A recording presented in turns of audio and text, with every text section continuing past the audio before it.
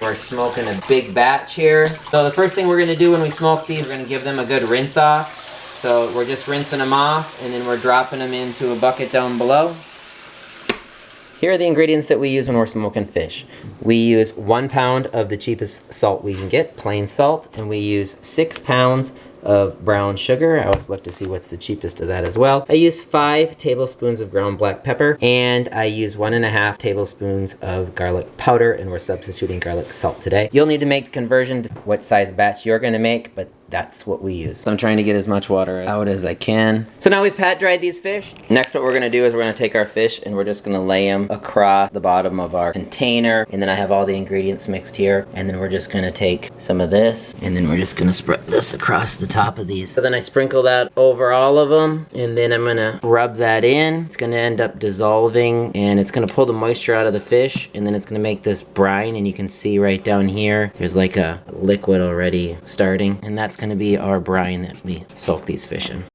Top layer skin up, push to make sure that I have everything in that brine solution and that nothing's sitting above it. Now that I pushed those down, I've made 3 containers with ice, and I set those on there, and then I'm just gonna set the cooler cover on top and let that sit overnight.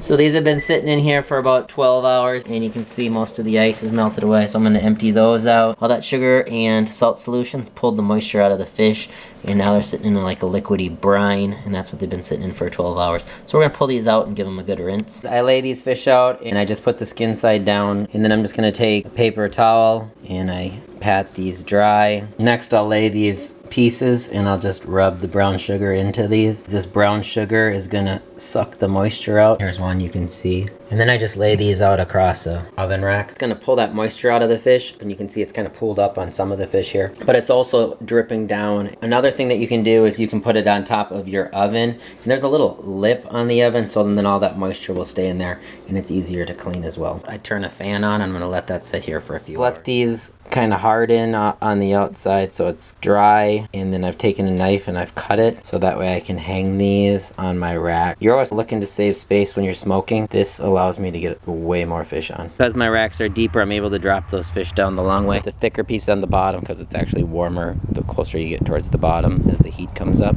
And then I have some pellets for a pellet smoker and some wood chips, and then the wood chips seem to burn a little quicker, so I mix those together. I put a bunch of holes in it, and then I'm going to put that out on the coals, and those are really nice pieces. They're dry on the outside. These are perfect.